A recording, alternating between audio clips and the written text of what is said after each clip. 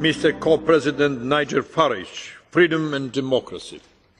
Honour, we have all the presidents of the European Union ahead of us telling us that everything's okay. Heads in the sand, carry on chaps, all is fine. Well, sorry, it won't wash. The euro is living on borrowed time, it's living on borrowed money, and this second Greek bailout just prolongs the agony.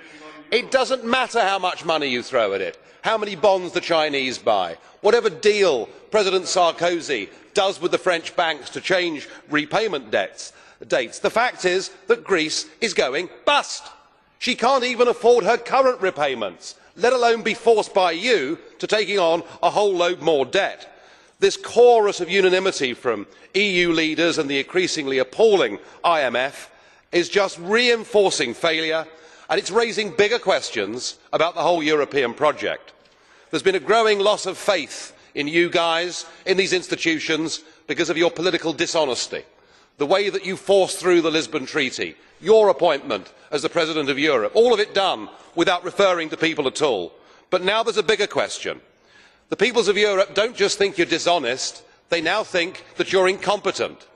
It's bad enough to have your democracy taken from you, but to have your lives now run by people who are taking us towards the economic rocks is far, far worse. You run around like headless chickens, lurching from one bailout to the next, never inspiring confidence, never giving any leadership. Every single prediction you make at these meetings is proved to be wrong. You are now looked at as the Brussels bunglers. And your complete refusal to accept a contingency plan, to accept a plan B of any kind at all, as millions lose their job and their lives sink increasingly into poverty, frankly is nothing less than a dereliction of duty. You are not fit for purpose. And this chamber may be empty today because MEPs, frankly, don't really care. But as we speak, there are hundreds of thousands gathering in Athens and other big Greek cities. If they reject your bullying demands, if they say no to this package and there is a default, well, it'll be painful for the banks, it'll be painful for the ECB, but better surely to face up to our responsibilities now. I wonder, do you have a plan in place for that? And if they accept your bullying demands, well, don't think that the Arab Spring cannot turn into a Mediterranean summer of discontent as people fight to get their democratic rights back. I know which option I would prefer. Thank you. Those that try to now flag as possible plan B, that will be in fact more easy or a possible alternative, they are simply lying. There is no plan B to avoid default.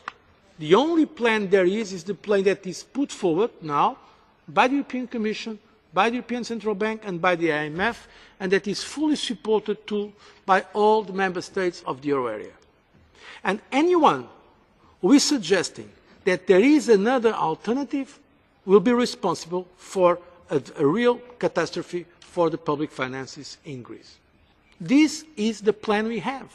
And when we have a plan, of course commentators can always speculate, but usually I leave speculation for speculators. We are not here to speculate. We are here to take actions. And we have defined a plan, we have to stick to it. This is the plan that we have for dealing with the situation in Greece. And any idea to create alternatives, to be all the time putting in question, will not reinforce the confidence of Greece itself in the plan and the confidence of the European Union and overall confidence of the markets. So our message, if we really want to help, is let's stick to the plan agreed.